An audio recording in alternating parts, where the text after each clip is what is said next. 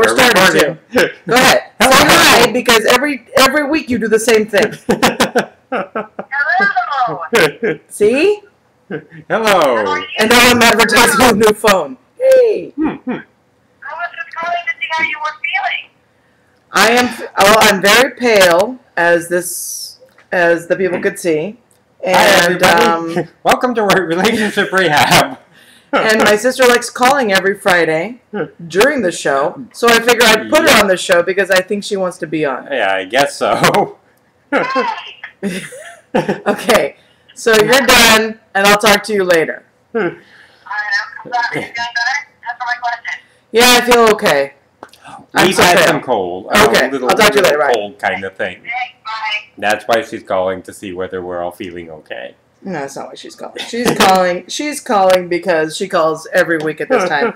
You know, I think, who was it that we were talking to, who also writes and whatever, and was commenting on about how their family never reads their stuff. Is that Christine? Who? Was it Christine? Christine? Who's Christine? Ray Square?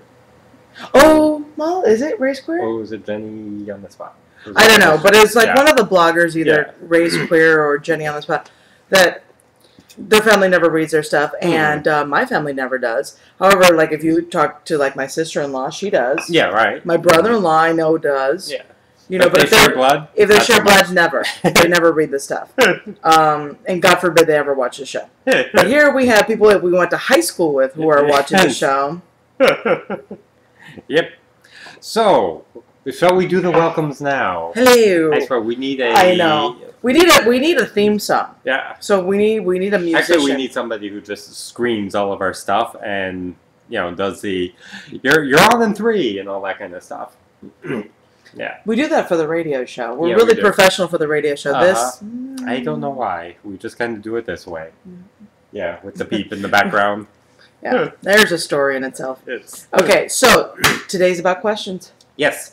We Lots are of doing questions. a question and answer kind of thing. We have a radio show that we do, and we get tons and tons of questions. And some of these questions may or may not be appropriate for the air. And it doesn't really matter. I mean, we're going to be answering some of the questions here, mainly because we got so many. Mm-hmm. And but honestly, I prefer if you ask questions. yes. So if you have 'Cause we like questions, start questions. typing. Yeah. And we'll do those. These Any are kind backup of questions questions. so that we But have we have something to backup talk about while you're questions, yeah. typing. Yes. So you ready? Yeah, I'm always ready. Okay, this is what we do for the radio show. Of course I I'm always ask ready. him, I'm like, are you ready? I'm And he's born like, ready. yeah. And then the way that I usually do it is I read the question. He never gets to see questions, mainly because, you know, he's the star and I do all the production work. So, right? Mhm. That's Okay. right. And so then I read the question to him, and then he gives me his first hit on it. Right. Usually I'm drinking by then also. Yes. Yeah. Yeah. I don't usually Yeah. drink during the radio shows and or the TV shows. You don't drink during the TV shows. I'm sober during the TV shows. Okay. That's how come I talk this way. Okay, ready? Okay, ready? First question. Okay. My wife is always complaining that I want sex too often. Okay. I complain that she doesn't want it often enough. Mm. Is there such a thing as mismatched libido?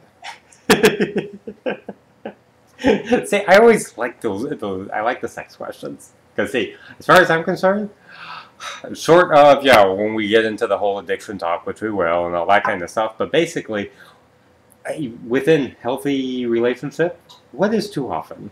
You know? What is too often? Yeah. If you're walking around sore, that's too often. That's too often. Okay. See, that's the. You like the sex questions too, huh? There you go. Yeah. I mean, that's where if. I know we're going to talk about the whole, sex addiction part of this. Yeah. But what if I don't want to mention sex addiction? What if I'm just saying that there is a too often? You see, because that's one of the teaser questions. Yes. What is normal for a couple to have sex? I mean, how many times a week is it normal for a couple to have sex? And this is a question that we get asked all the time. I mean, this is a question that since we started writing the blog, since, we've been married for, umpteen million years, we get asked this question all the time. What's normal? Well, scientifically, if we want to go therapeutically, if you came to me and you said, oh gosh, we never have sex, we have sex maybe once a week, I'd be like, hey, you're doing fine. Mm-hmm. It's like, technically that's average. After, if you've been married, let's say over 5 years, once a week is not a bad number. Mm-hmm. Actually, it's pretty good compared to some people out there. Right. And by way of the average statistics and that kind of stuff, you're right in there. Yeah, you're right in there. I mean, then you could look at what they call healthy couples and what you see as happy couples, or what are self-proclaimed happy couples and what are judged to be happy couples in terms of, like, after having their relationship judged by a therapist or something like that. And usually it's more than once a week. It's 1 to 2 times a week. Right. But let's face it, like, life gets to you, kids get to you, whatever it is that we've got going on, the fever and whatever, but, it's like at least, once a week is normal. Yes, right. Yeah. Normal. Now, what is abnormal, is anything where, it's like, is there such thing as mismatched libidos? No. There isn't. I don't know who wrote this question, but anyway, the concept of libido is the sexual energy, the sexual drive. And this was created by Freud a gajillion years ago. And that sexual energy is in everything that you do. So your libido is actually, like, if you think of it honestly, it's almost like a chi. It's almost a chi of its own. And it's what drives you forward. It's what drives your femininity forward if you're a woman, your masculinity if you're a man. And it's not just about boinking. It's not just about getting off. It's about, what charges you. So when you see somebody with a high libido, it could also be somebody that is sexually charged. It doesn't mean that you have to be having sex all the time. Right. So I have a problem with anybody using libido other than, really but that's me. I'm just a technical person. This is where her geekiness comes out. Sorry. But like if you're married or you're in a relationship and, one of you wants to have sex and the other one doesn't want to have sex, and let's say that it's not because of illness or stress or whatever, and you're finding that you're always asking, they're always saying no, you got a problem. Simple as that. I mean, there's no... The marriage has a problem. The relationship has a problem. It doesn't have to be a marriage, obviously. Right, the relationship has a problem. Yeah. Oh, yeah, it's easier. Of course. But you know what? I'm finding, it's like, okay, we have 3 kids. I'm finding people with 1 kid saying to me, oh my God, how do you ever get around to doing it? I'm like, dude, if you don't have sex because you have 1 kid, you've got a serious problem. Really? Try 3. Try 3 and a job that doesn't have a punch-out clock, whatever. Actually, what I'm kind of finding with this is that the people with kids really don't have the depressed, numbers by way of stats, because they tend to make it more of a priority. They tend to know that I've got a kid, therefore I've got to go and figure out a way to have sex. Right. Actually, Paul wrote about this. Well, we wrote about this like a while ago on the blog, and Paul talked about having sex during Blue's Clues and and stuff like that. Finding the... You're just not going to have the long drawn out sex. I mean, that's one of the things that I know that like what we call nowadays vacation sex, because we can't even remember. Different. We can't even remember that far back as to long foreplay and I mean that's vacation sex as far as I'm concerned at this point. It's like, I guess I could remember almost romantically when we were first married. The long luxuriating on a Sunday afternoon kind of things, but other than that, I can remember in our little apartment in Torrance. But honestly, I kind of don't like to do the whole romanticizing it, because I'm always very careful anytime that the romantic, the romanticized notions come in conflict with what you really have. Mm-hmm. So, like, I don't want to do if we didn't have kids, then we would still be having this long, luxurious sex And like we do. statistically, we wouldn't. We wouldn't. Because if right. you look at couples that have been married as long as we have that don't have kids, Mm-hmm. they don't have sex. You know, and it's not, I mean, it's like, and that's average, unfortunately. Right. Because they lose, I don't know what they lose. I mean, because honestly, I've never been in that position. But, no, but it's like, yeah, they become, right. yeah, no, but they do become Yeah. companions, and they, you know, I guess one of the things about having kids, though, I mean, at least for me, because, you know, it's like it could go either way. For some people, you know, some women, they become so enmeshed in their motherhood persona that they forget that they're women. Mm-hmm. And the men become so enmeshed in their fatherhood persona that they forget that they are men. Right. So what they do is that they throw all this energy in being parents, and then when they realize that, you know, they're horny or it's been a long time and then they got that edginess to them, then it's like they turn to their partner and it's like, what's wrong with you? You know, why haven't you been there, you know, for me? And especially the women do that to the men. It's like, why haven't you been, like, you know, bugging me to have sex? And then the men do one of those, well, you've been so busy being Earth Mother that, you know, I can't do that, you know, I'm just playing along with you. So then that's where you have the conflict. And we get a lot of questions for women who lose all, you know, mm-hmm. libidinous energy when it comes, you know, right after having a baby. And that's normal, That's mainly common, because, right. you know, your hormones are all out of whack. You know, a lot of us suffer from postpartum depression, and we don't really feel like doing it. Damn it, you're tired after Mm-hmm. you have a baby, and that includes both of you. Yeah, right. But, you know, it's like, it's interesting because it depends on your energy, because it's like, you know, when we had Bobby, our middle kid, I had so much energy. I mean, because he was born like right before Christmas. So I was like, damn, if I'm going to mess up Christmas. And we just powered through Christmas and whatever. And I was raring to go like 2 weeks after he was born. Mm-hmm.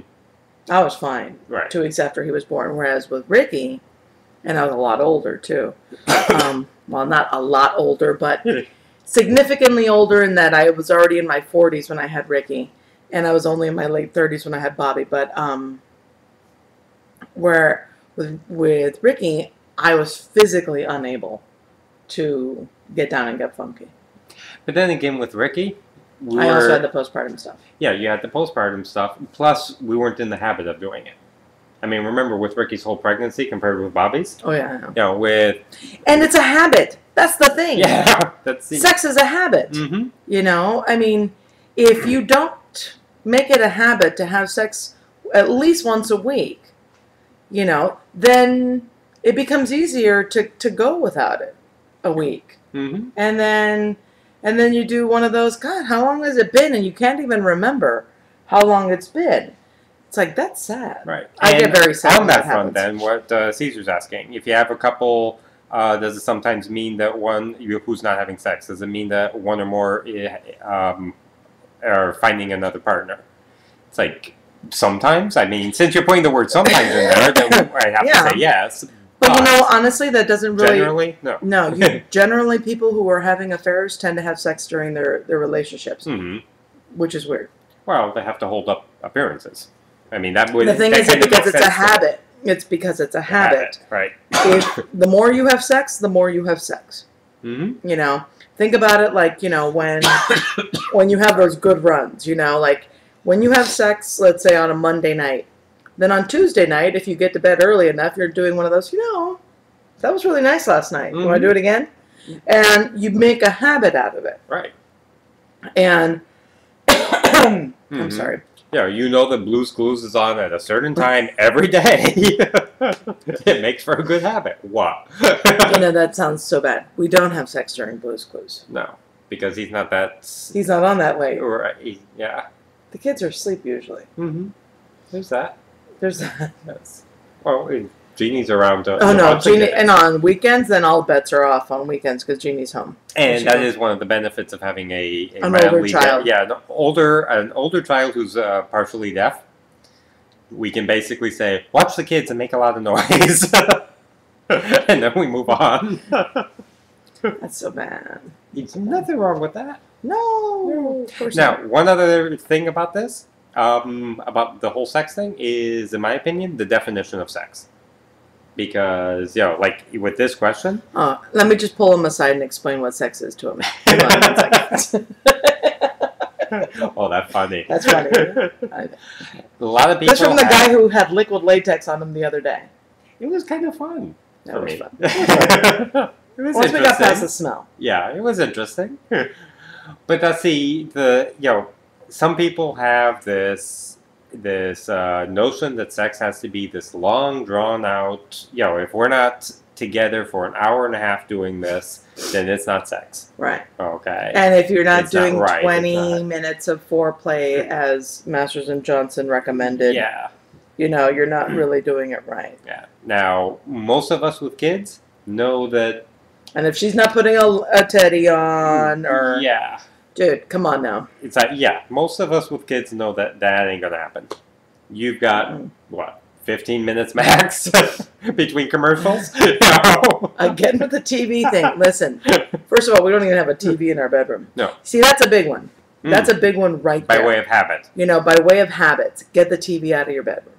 One of the things that we find is that, when you've been married a while, that, when you talk about mismatched libidos or whatnot, you find things that you do that you would rather do other than having sex. Mm-hmm. Because sex in the abstract sounds like work. Yes, right. Mm-hmm. Anything where you know that you're going to expend 250 calories, doing it and cleaning up afterwards, that's work. Mm-hmm. So you're like, okay, what's easier to do when I'm in bed? Read a book, watch TV, or sleep, or whatever. So people would rather watch TV or read a book or sleep when they're in bed, So one of the things I always suggest to people is get the TV out of the bedroom. Mm-hmm. I have no problem with reading, because we both read in bed.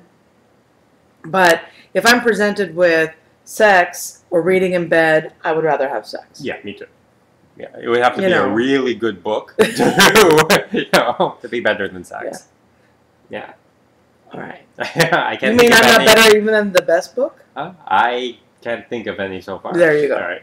Unless it's one of our books. This is true. Yeah. So get rid of the TV. You don't need it. I'm watching out. Me too, unless I'm Paris Hilton. What is this? I don't even know where I am. Okay, so get rid of this. Get rid of the TV. We're not big proponents on porn because porn raises that bar that you could never live up to. Mm-hmm. Okay, guys, you can't go an hour. Right. Okay, changing positions. Right. You can't do that. It perpetuates this whole, it's got to be a long right. Now. Listen, all you have to do is make her come. That's all you have to do. It's not about 20 hours of screaming. It's about making her come, and then she's done. Mm-hmm. Right. And hair and makeup doesn't have anything to do with it. That's right.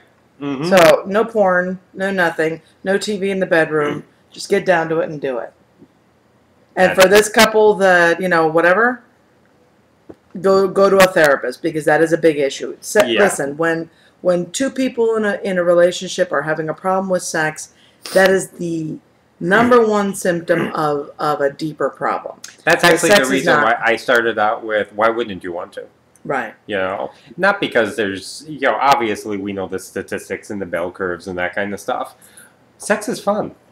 So if you've got somebody who doesn't want to have sex, then that's actually a symptom of a bigger, It's like, hey, you want to have a lot of fun? And it's like, nah, it's okay. Right. Nah, not into it. Yeah. No fun for me. Right. See, decreased libido versus marital problems. What about that? Yeah. Here's the thing. When I used to work with couples, it's been a while, but one of the first questions I would ask, getting to know the couple, I would ask the question, how often do you have sex? And I usually ask this question with the couple separated. I would ask, the husband, and then I would ask the wife, and it would be a separate question. I would try to see if their answers matched up. Reason being is that it's a number one indicator of deeper marital strife. Okay, The moment you guys start having any kind of tension, what usually, what will show up is less sex. Because either she doesn't feel safe with you, or you don't feel caring for her. Whichever one, or safety or whatever. And so you stop having sex. Couples... I return with coffee. Couples will usually try to reframe the whole sex thing by saying, oh, no. We've just been so stressed lately. It's the stress. And it's like, no, somewhere along the line you lost something. You lost your safety. You lost something. Okay? Now, in couples that experience a lot of stress from the outside, a lot of external stress, whether it's, loss of a job, loss of a loved one, things like that, you're going to have that external stress cause, sadness, depression, and that could affect your sex life. However, your intimate life, your intimacy with your partner should be just as strong. That's different. And those couples tend not to report issues of intimacy. It's like, and those couples tend not to go to therapy together because they don't have any problems. It's like, they're still being intimate, they're still talking to each other, they're still holding each other. And their stressors are external. External, exactly. Just because they're not having sex, it doesn't necessarily mean that they have a problem. They know that as soon as things start lightening up on the outside, they're going to be okay. And those couples those who maintain the intimacy tend to start up their regular sex life pretty quickly. Once the outside stressors start dissipating. So, what am I saying? What I'm saying is that marital problems, you'll see it in the bedroom immediately. Good sex does not make a good marriage. Right. But not having sex in the marriage is definitely an indicator of problems in the relationship. Right. And just think of it this way. For women, the mindset of sex is a little bit different. We have safety issues. There's a certain amount of vulnerability in sex. And when you're not feeling safe in the world, for whatever reason, you are not going to be willing to be vulnerable in bed. And that even is magnified when you don't feel safe with your partner. So if for any reason I don't feel safe with Paul, the last thing I'm going to do is put myself in a position, literally, to be vulnerable to him, where he could hurt me. So, that's really, the marital problem issue. Same thing with men. Men, you have vulnerability when you're in bed. If you don't feel safe with your wife, or whatever partner situation you have. I don't want to get into men, women, whatever relationship. Then, being vulnerable is not safe. Therefore, it's like, if every time you're talking it and there becomes a vulnerability such as self-image, no, vulnerability such as spreading your legs, that's what I'm talking about, vulnerability. When you allow someone to touch your body, that's a vulnerability.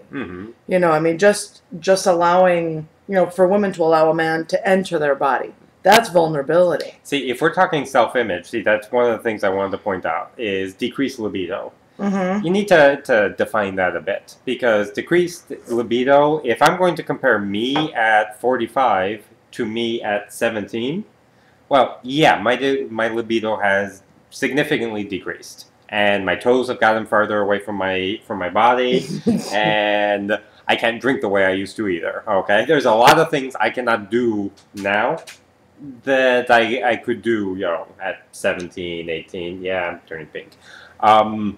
He's got it right. And that does mess with the self-image. We get older. So, and you bring that into bed, because if you got that in your mind, well, it's like, you're young. It's like, honestly, the self-image really is nothing to do with your vulnerability. It's a question of safety. It's like when you meet somebody for the first time, and hello, how are you, and you shake their hands. Well, that shows how willing you are to be vulnerable with them. I'm only going to give you my hand, or even if I give you a wave back here. Now, if I greet you with a big old hug, I am saying I am more vulnerable to you. I am opening myself up to you. So then let's take it even a step further. I'm willing to have sex with you. I'm opening myself even more to you. Okay? And I'm splaying myself out so that you can do whatever to me. Now, if you think of that emotionally, if you're a couple that every time you get together, it's you're this and you're that and you're name calling and you're tearing each other down, where's the safety? I can't feel safe with him if he's constantly tearing me down. So the chances of me getting in bed willing to open myself up to him are going to be slim. And actually, I'll even take that a little bit farther, because all of us have our little voices in the back of our head. So even if you're not tearing down, if you're not building up your partner. And it could also be like, completely passive aggressive too. Yeah, right. Yeah, but I'm just saying, if you're not building up your partner, you need to know that there's a little voice in the back of your partner's head who's tearing them down. So it makes it a lot... it's like, how do you look? Okay. Yeah, you look okay. The voice in the back of the head is saying, "Oh, you're hideous, you're ugly, etc." and so on. He doesn't want you anymore. Yeah, right. So that's it. That's what you're at war with in your partner. So by way of that self-image. So when I laughed at you the other day when you were all green, that was okay. I was green. Come on. Green, yeah. Okay, sorry. So yeah. Just sharing. If you have any questions, write them. Like I said, I would prefer these questions than the paper questions. Yeah, but we also have paper questions. This is a good too. Yeah. I could do it. Go ahead. Okay, so where am I? Right there. I'm right here. Boy, yesterday I had a fever all day and still did everything that I had to do. And I'm turning a nice pink color. Paul's working on a fever right now. And I'm sweating like I just ran, which is not a good thing for a chubby girl. Okay. Here we go. What's the next question? Okay, what do I do when a man I love doesn't want to open up to me? I love him, but does that mean he doesn't love me like I love him? What? Why was Paul doing the latex? Was he just curious? No, we do. Yeah, we'll answer that question We did a product review for Eden Fantasies, one of our sponsors on our blog. And we were allowed to choose stuff. And we were allowed to choose stuff. Now, years ago, I guess, it's like if you've been out there, we watched something on Real Sex on HBO. So, yeah, right. And they had this latex thing. And that was like one of those, ooh, that looks neat. So then one of the things we got to choose from was liquid latex. And we chose liquid latex, and it was fun. And I'll tell you the truth that I've got a little kink about me, So it's one of those, we're very careful that I wanted to push the limits of getting our freak on without necessarily getting freaky, without Right, we're not, no. I mean, there's I wanted something weird that was still healthy. Yeah, and it was fun for the two of us. Did you get video? No. Did you get video? Absolutely not. That's our producer talking. That's right. Yeah. Absolutely. No not. Video. No. You see, now that's too kinky. I used to work for a printer that used to publish news and liquid latex. Very interesting. We want a video review. It was very interesting. There was some definite downsides to it, but there was also some. The downside's too smelly. Read the review, but it's the initial smell. I mean, that made it one of those. Lee's not trying it. Why are we moving too slow? Oh, that's. See? I don't know, but just keep going. Okay, that's fun. We're doing like. Yeah, I don't know. Okay, let's go. Okay. Anyway, what was the question? Yeah. No, we're not doing that. No, sorry. No, ain't gonna happen. See, that would take a couple of them into a brand new venue. Probably make a lot more money, but no. Yeah, probably. Okay, question? Okay, so question? What do I do when a man I love doesn't want to open up to me? I love him, but does that mean he doesn't love me like I love him? See, here's the problem that I always have with these questions. I usually answer them in one-word answers, and then that leaves a lot of dead time on the Yeah. radio. As far as radio is concerned, Yeah. Paul tends to do things like, nope. Yeah, in this case, I'm saying, yeah. Next, it means he doesn't love you the way you love him. Next This is question. one of the things that's hard for women to understand is, and I get asked this question a lot. Why is it that we were together for 4 years and he wouldn't commit to me, and then we broke up, and then 2 months later he was getting engaged? It's because he didn't love you. Right. It's like, is this really hard to understand? He wasn't in love with you. And I'm not saying it to be mean or bitchy about it. What I'm saying is that men and women fall in love differently. Mm-hmm. Men and women, I don't know how else to say that without being mean about it, but men and women react to people differently. Men scientifically, this is social psychology has been studying this since they opened up their the social psychology world. Men fall in love quickly. Mm-hmm. Men see a woman that they want, they start creating relationships, immediately fall in love, depending on the woman. Mm-hmm. Women, it takes us a while to declare that love or to define that love and say, yes, I am in love. So it takes us longer to fall in love, and it takes us longer to get out of love. For men, it's quicker for them to fall in love and quicker them to fall out of love. Realize, the popular media belief is that men don't want to get married, don't want to fall in love, don't want to settle down, Don't want to commit. Whereas that's actually not true.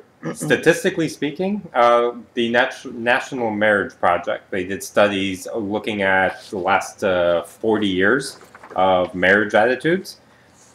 Guys coming out of high school have consistently, over the last 40 years, stayed the same. And it's like 65% of them all want to get married, right. and they're coming and out have of high families school looking for a woman and to like settle down with. Mm-hmm. And but girls have steadily declined over the last 50 years. Right. Whereas, like back in the 50s, you're talking about every girl coming out of high school looking for her MRS degree, Mm-hmm. And then nowadays, that number is well below 50% of us leave high school even thinking about Mm-hmm. it. And I think that's as a woman, that's encouraging. I like that. That makes me happy. Right. I was one of those women. I was not looking to get married right after high school. I was not looking to get married right after college. In fact, my long-term view of me was that I was going to be like this hippie type therapist with a cool office made of very dark woods. That's how I saw it. Well, you're a therapist. You're kind of a hippie type. You married a hippie type. And look at your cool office. No. So I was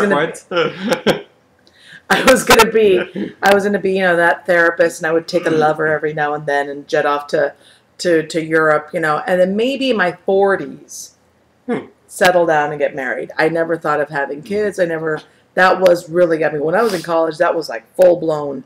That was my goal. And I married this guy when I was 23. Yes.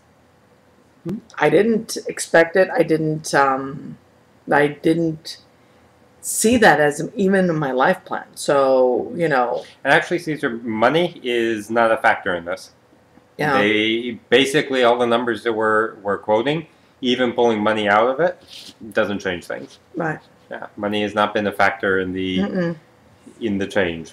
Right. Yeah. And I think it has to do a lot with what I think, personally as a woman, what women see their role as in the world. Men. Exactly what Stephanie's saying. Exactly. It's like we were taught, when they pull you out of class in 5th grade to tell you about your periods and stuff, somewhere along the line, they also did one of those matrix moves and shoved a thing in your head saying, and then when you grow up, you're going to be a wife and a mother, and you can't think of anything more to be other than that, And then now we're presented with this problem of, how do you get to be wife, mother, and something else? Mm-hmm. And how do you make that all work?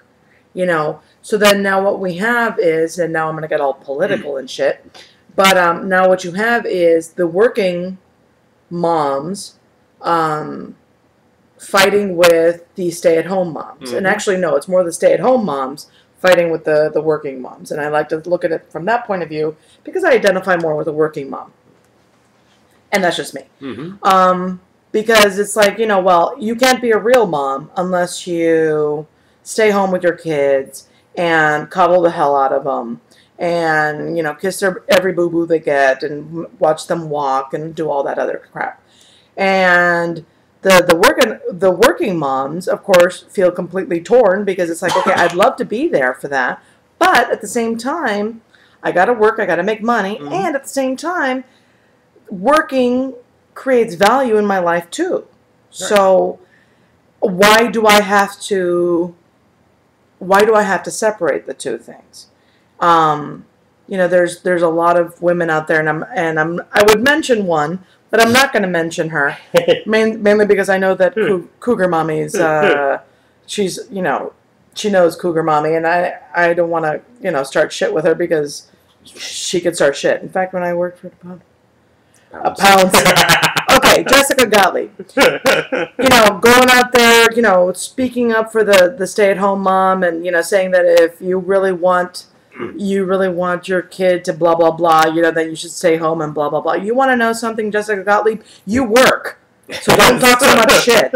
Even if you're staying at home and working, mm-hmm. you're not there to kiss every boo boo. So.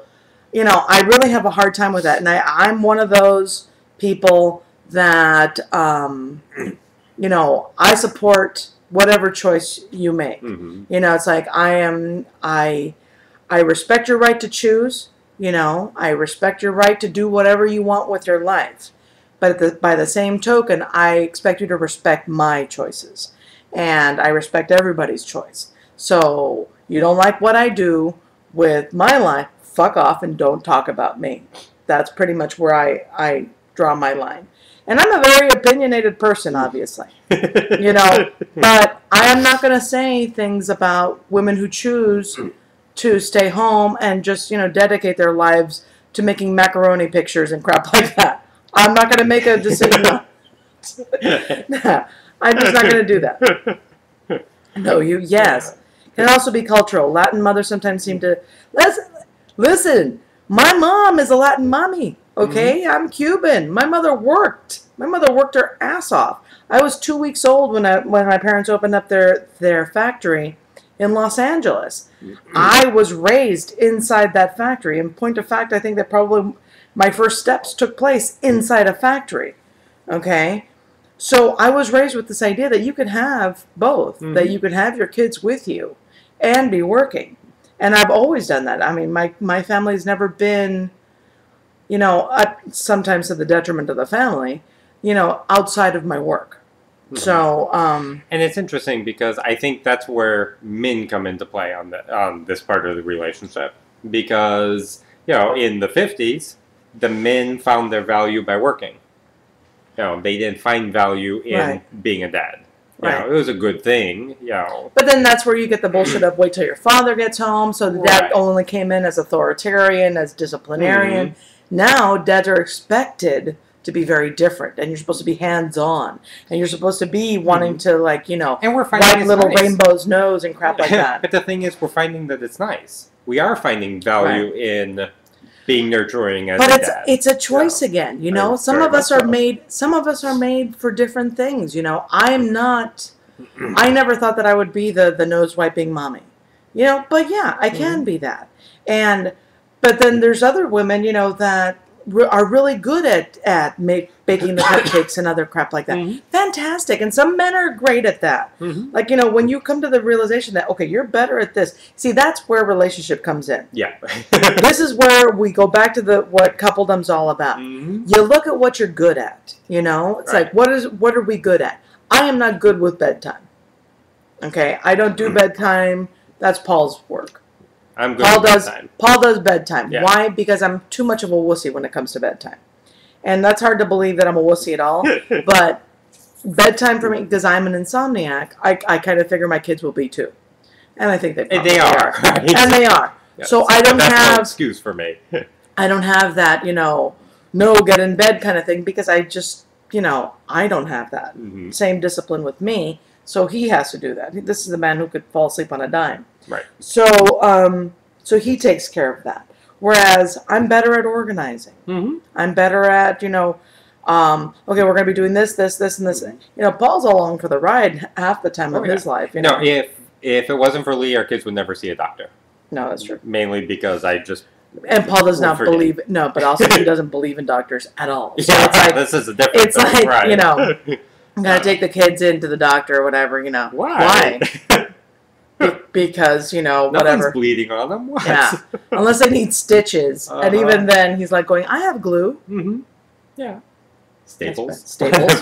Yes. So we go by what our strengths are. Okay, what's wrong with the camera now that we're all slow? I don't know. But Anyway. try to ignore it. 'Cause I'm ignoring. Yes. I think it has to do with the lighting and that kind of stuff. Really? Yeah. We have this problem every so often. It seems very well lit. It's like watching The Matrix. Yeah.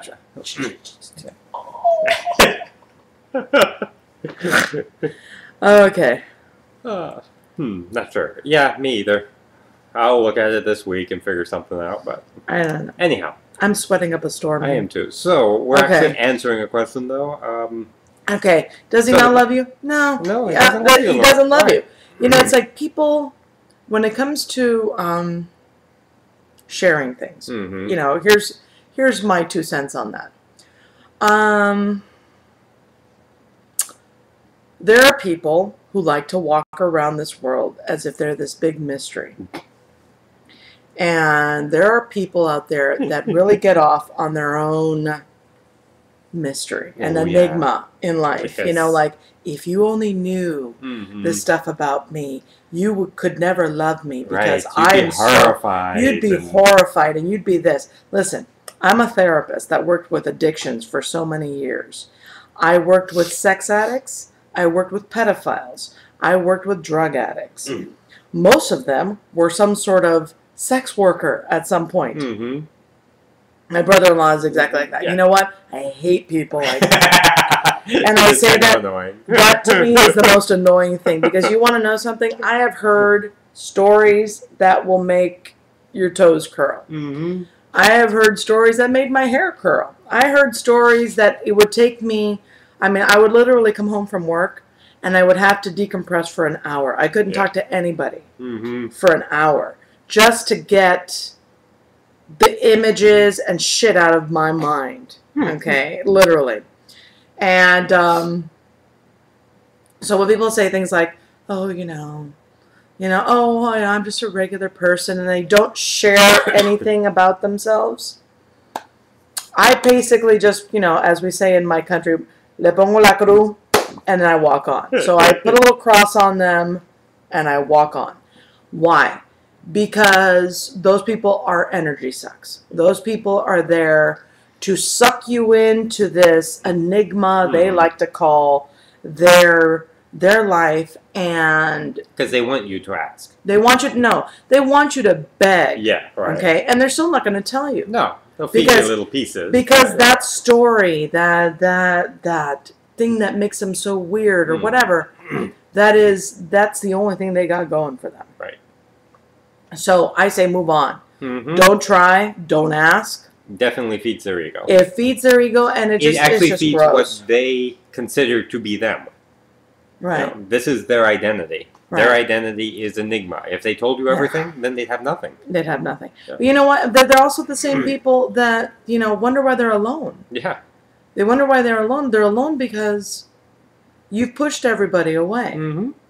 You know, it's like people. You build a wall and then can't figure out how come nobody, everybody's on the outside of it. And the only people that want to stay around are unhealthy people who are codependent. Mm-hmm. You know, because I know in my younger days, I used to attract people like that out of the woodwork. And I would have so many friends like this that I, literally, it would be one of those, Jesus Christ, I don't know anything about anybody that's close to me. Right. I mean, your former girlfriend was like that. Uh-huh. It's the reason why it's former. It's like, people it's like, oh, wow, you stole her from blah, blah, blah. It's like, you stole him from, Yeah. I'm like, no, maybe. It's like, wow, and she was your friend. No, you see, friends are people who share things with me. And she never shared crap with me. Right. So I don't know anything about this person. Even afterward. I mean, there wasn't a whole lot of, oh my God, how could you kind of stuff. No. There wasn't much emoting on any of this. Yeah. So, Yeah, go ahead. no.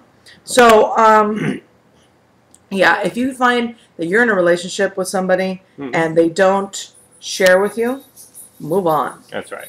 And that includes friendship. Mm-hmm. And I also would include in any kind of family in that as well. Right. As adults, we don't have to get stuck with family. Mm-hmm. And I stress that for healthiness purposes. We all have some members of our family that are, little less than healthy. Mm-hmm. And so move on. Yeah. Move on from that. You don't have to stick around and play out somebody's, death scenes, that they have in their mind about how they're going to die with a bottle in their hand, or, how they're just, their life is so tortured or whatever. You don't have to be there for that. Just, walk on and say, I would rather be happy.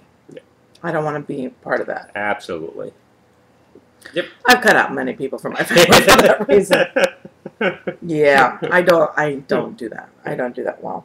And then it's like, Leek, how could you be so heartless? You're a therapist. A therapist doesn't make you a nun. Mm-hmm. Doesn't make you stupid. Doesn't make you stupid. I'm not there to provide charity to the downtrodden. Mm-hmm. That is not my thing. Yeah, less trauma is happier life. Yeah, most definitely. Yeah. Literally, it's one of those, we had a friend for a while, and then we found that she started getting lots of drama, and then every time that she was around us, it was like, oh my God, what am I going to do? Mm-hmm. And it was the same fucking problem every time. Right. And it's like, how many times are we going to talk about this? Mm-hmm. It was definitely a stop it kind of situation, too. And then, in our group of friends, we're like the drama-free people. Yeah. It was like one of us had already said, no, enough, and cut this person off. And finally, I did one of those, listen, how many times are you going to walk down the street and fall in the same goddamn hole? Mm-hmm. Because I'm sick of pointing it out to you, and Paul's sick of pointing it out to you, and yet you still fall in the hole.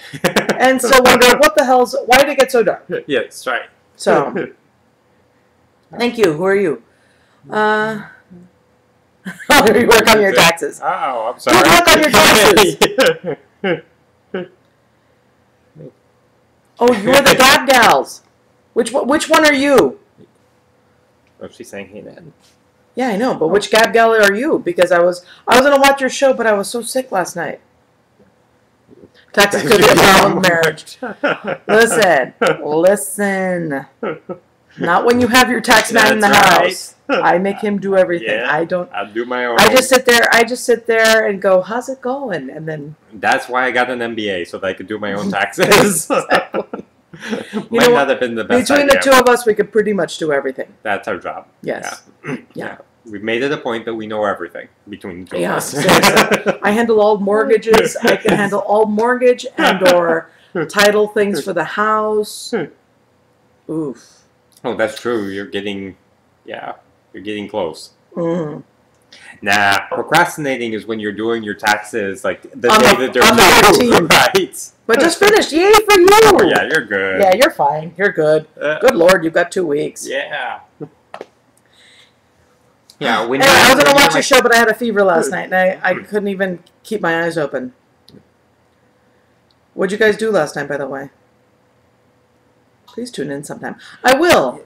I've been trying to tune into all the shows, but I had a fever last night, and we didn't even watch TV. Oh, damn. That's why I couldn't get any.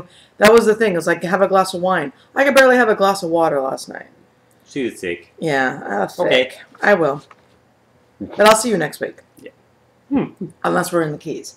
Yeah, we're going to be in the Keys. We're going to be having fun in the Keys. We'll still have a computer. Yeah, we'll that's probably see you next week. Yeah. If we're not, well, we'll be drunk and in the Keys. So That's right. We'll be perfect. We'll send it then.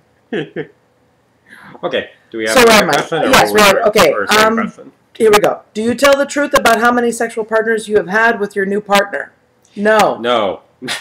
Next question. You know, okay. Literally from the day we started our blog, there are the same questions we get all the time. This is one of them. I mean, we're talking like weekly. Same question. Right. It's like, I'm afraid to tell him. Don't tell him. Right. There's no reason to. Mm-hmm. And the reason why, I mean, we're ones for big honesty. Yeah. If you have not established a relationship where this kind of stuff would have been already said at the get-go, or during your feeling out phase, whether or not you're going to get in a relationship, should you or shouldn't you, that didn't come up already, then don't bring it up. Right. Now, if it is something that your partner is specifically asking, then, we do, we're talking about honesty. You would never lie about something like that. But to bring it up, hey, how are you doing? Hey, I've had, 209 sex partners. It's like, which I haven't, by the way.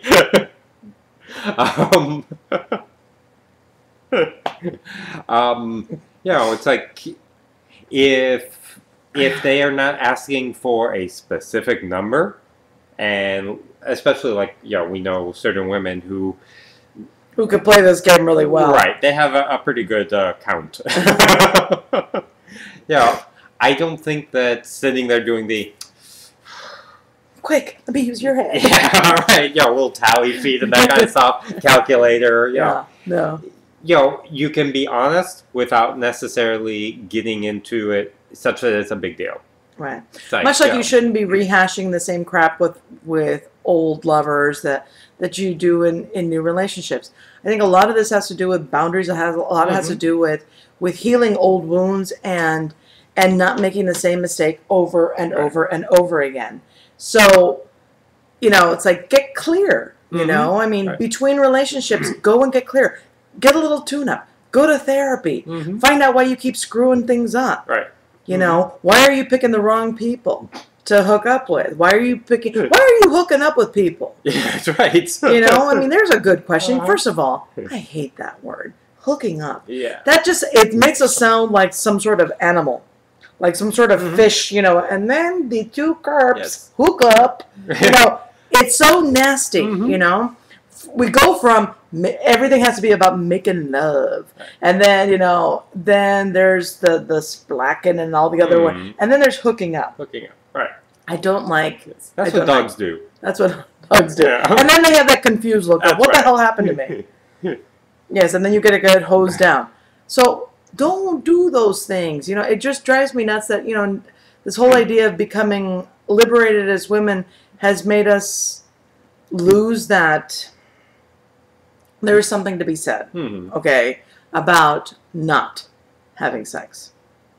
And I'm not, I want people to be happy. I want people to get their groove. I'm not one of those prudes or anything like that. But when you are in relationship, when you want to create a deep relationship and you find somebody that you really connect with, having sex is just going to muddle things. And sex muddles things anyway. Because then it gives us something to do so that we don't have to talk anymore and create a deeper relationship. It's a distraction. It doesn't deepen your relationship. It just distracts it. Okay? Well, the only thing that really deepens a relationship is communication. Right. Honest communication. Honest communication. Yeah. vulnerable communication. Right. Sharing Talking is things- not communicating. Right. Necessarily. No, it's like telling stories isn't communicating either. Mhm. It's when you start sharing the feelings behind the stories. Right. When you start sharing things like, you know, oh, this happened to me when I was in second grade and that really messed me up. Mhm. Because I felt like that's where it gets deep. Mhm. When you start sharing your feelings, that's where it starts getting deep, you know. Mhm. And it's like hearing stories. God, I tell stories all the time. I mean, that's what I do. But, Yes. you know, it's like sharing something deeper, you know, knowing someone on a deeper level. Knowing that if I say these kind of things to him, that might make him feel uncomfortable because his mom used to do crap like that. Mhm. That's where you get to know one another. Yes. And I've got a bunch of those. So, you've been married for 20 years, can't relate. However, women don't.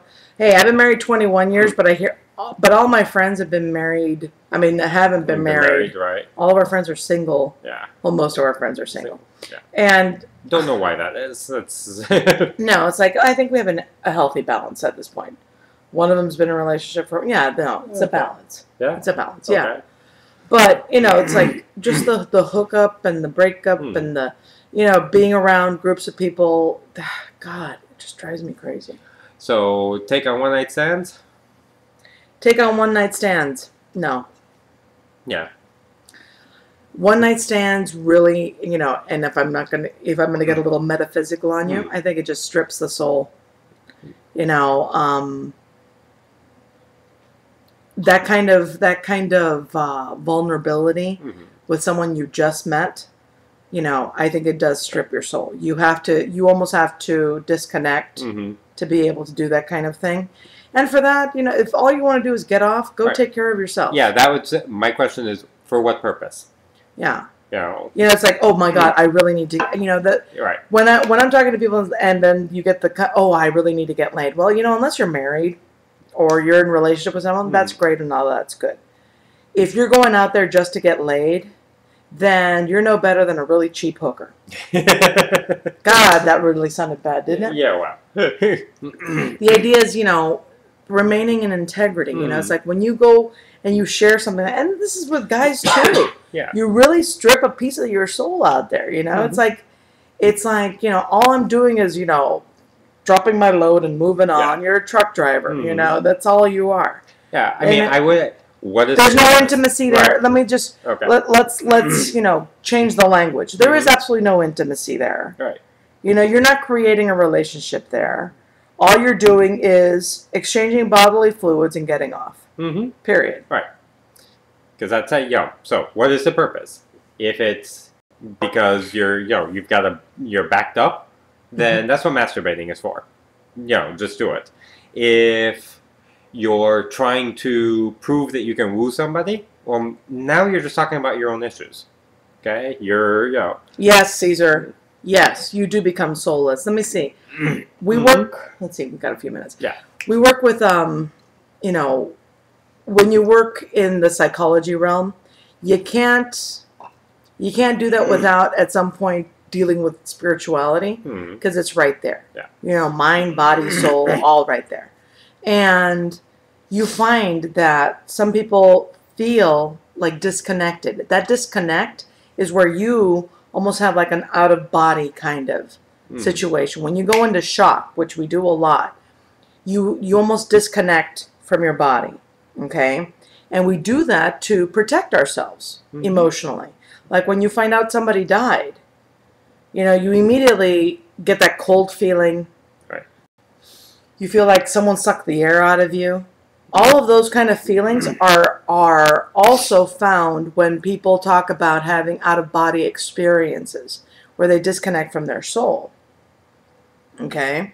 So that disconnect is what happens when people are having things like one-night stands or getting assaulted or things like that. These are all in the same realm. Right. Yep. I mean, getting again, the metaphysical part, it is because what you're doing is you're breaking your trust with God. Yeah. And yourself. And yourself. I mean, which that is is God. Right. This is the, God's temple type of situation. Yeah. Yes. And with that we need to... But we're gonna wrap up the show real quick. Actually, we have a lot more questions. So next week we are gonna keep up the questions. If you have questions, send them in to lee@coupledom.com or come back next week and we'll keep talking about these because we got a lot more things to talk about on the question front. Kisses and hugs to everybody who showed up. Thank you, Gabnan. I'll see you, Gab. I'm sorry, no glasses on. Gab Galnan. I'll see you next week on your show. Kisses, Cougar Mama Caesar. Love you guys all. Talk to you soon. We still got like 10 seconds. Oh, shit. Too fast. Sorry. Yes. We still love you. We still love you. And damn these fucking Matrix things. Fix this.